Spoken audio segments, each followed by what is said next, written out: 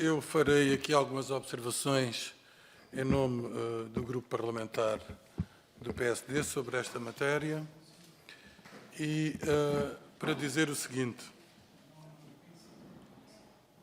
Peço desculpa. Muito obrigado. Eu diria o seguinte. Em primeiro lugar, eu creio que todos devemos ser pedagógicos e não criar expectativas infundadas no sentido de iludir os peticionários.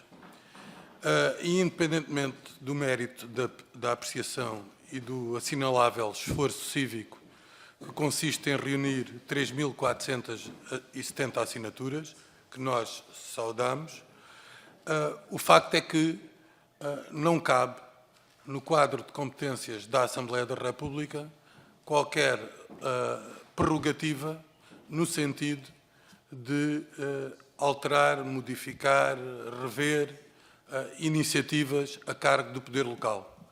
O Estado português tem uma forma de organização que é muito clara, comete determinadas competências e atribuições à Assembleia da República e outras, e bem, em nome do princípio da descentralização e da autonomia do poder local, são garantidas para que seja o poder local que melhor domina os temas e, em função de temas com especificidades locais próprias, a poderem criar os regimes, a discipliná-los, a ter as iniciativas políticas e as medidas adequadas para responder a esses desafios.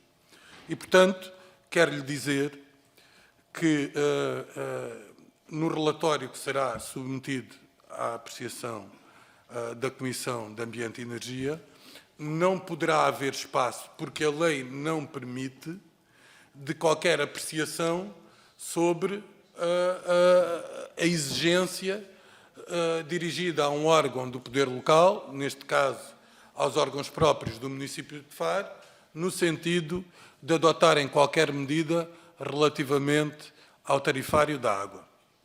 E, portanto, queria deixar isto absolutamente claro, porque creio que é meu dever enquanto deputado relator e é dever de todos aqui, na Assembleia da República, não criarmos expectativas infundadas aos peticionários a respeito do teor das suas petições. Quanto ao mérito da questão que traz aqui, que eu creio que é uma questão muito relevante, eu próprio, para além da circunstância de ser deputado da Assembleia da República, exerço o cargo de Presidente da Assembleia Municipal de Faro e, portanto, acompanhei detalhadamente todo esse processo. Houve várias propostas de todos os grupos municipais na Assembleia Municipal de Faro a respeito da matéria, umas foram aprovadas, outras não. Como foi dito aqui, o tarifário veio a conhecer uma revisão, não obstante essa revisão não ser de acordo com a pretensão que aqui trazem à apreciação da Assembleia da República, mas eu queria salientar aqui um ponto que creio merece relevo, não apenas no que se refere a Faro, no país inteiro, mas de forma muito aguda no caso do Algarve, que são as perdas na rede. Nós, em Faro e no Algarve, temos escassez de água que nos conduziu a uma situação limite. Haverá investimentos, como é público, na ordem dos 350 milhões de euros para dar resiliência ao sistema de fornecimento de água no Algarve, seja para o abastecimento urbano, seja para a agricultura. Muito desse investimento já estava previsto no âmbito do PRR, 103 milhões foram anunciados há pouco tempo, mas o facto é que, mesmo com verbas a fundo perdido, e neste momento há mais de 40 milhões de euros a fundo perdido, para os municípios poderem resolver a questão das perdas e fazerem manutenção da rede, o facto é que desses 40 milhões de euros, os municípios só se candidataram a 27 desses 40 milhões de euros.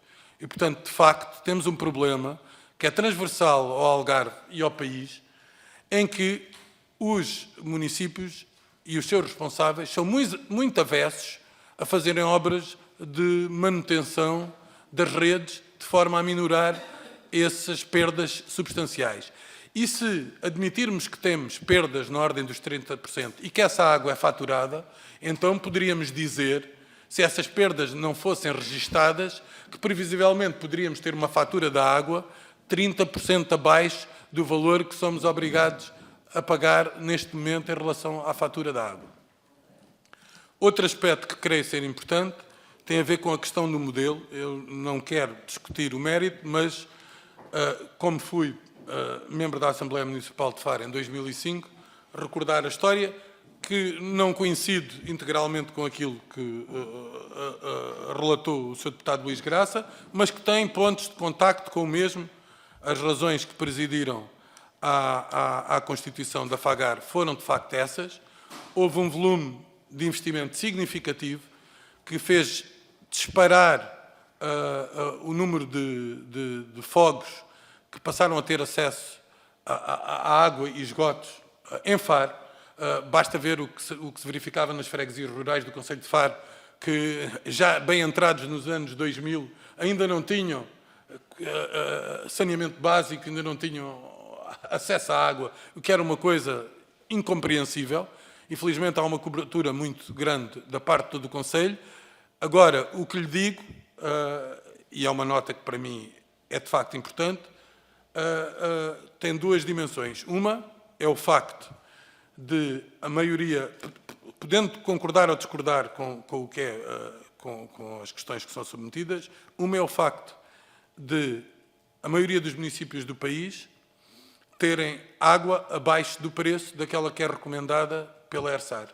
Isto é um facto indesmentível. Podemos concordar ou discordar. O que interessa é que o facto é que temos uma entidade reguladora que estabelece que os municípios não podem fazer cobrar a água a um preço inferior daquele que lhes é o preço de custo, mas há uma esmagadora maioria de municípios que tem o preço abaixo disso. E a outra questão, que eu acho que é uma questão fundamental também para a FAGAR e para outras empresas municipais ou entidades municipais que procedam diretamente à gestão da água, prende-se com o seguinte, é que se nós olharmos para a situação, o que nós verificamos é que há muita ineficiência. E essa ineficiência faz aumentar os preços e depois são os consumidores que têm que assumir os custos dessa ineficiência. E essa, porventura, talvez também venha a ser uma razão para aqueles aspectos que aqui nos trazem.